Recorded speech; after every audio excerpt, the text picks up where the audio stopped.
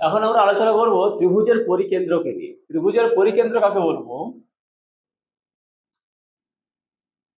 কোন ত্রিভুজের তিনটি বাহুর লম্ব সমদ্বিখণ্ডক পরস্পর যে বিন্দুতে মিলিত হয় সেই বিন্দুকে ওই ত্রিভুজের পরিকেন্দ্র বলে। মনে করি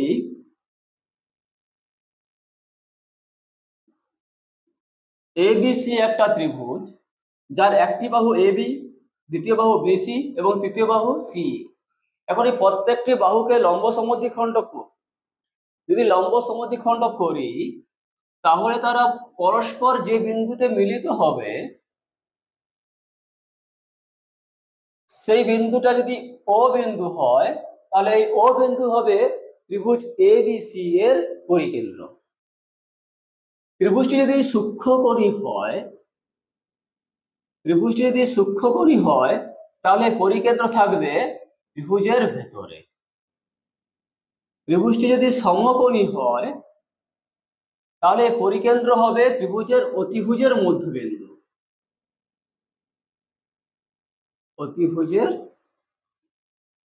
মধ্যবিন্দু। আবার ত্রিভুজটা যদি স্থূলকোণী হয় তাহলে পরিকেন্দ্র থাকবে ত্রিভুজের বাইরে। পরিকেন্দ্র বোঝা গেল। এবার এই যে ও বিন্দুটা আছে না, এই ও বিন্দুটা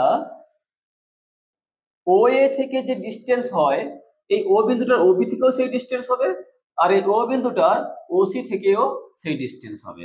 অর্থাৎ ও এ সমান ও বি সমান ও সি। এরকম যদি আমরা যোগ করি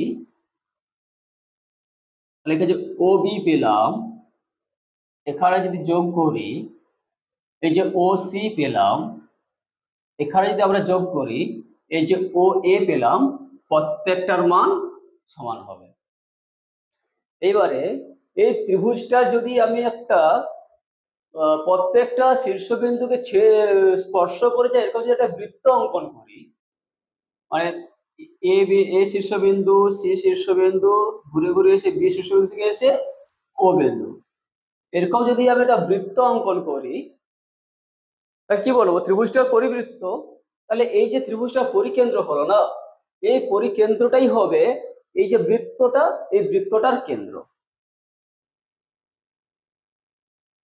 আশা করি পরিকেন্দ্র বোঝা গেল।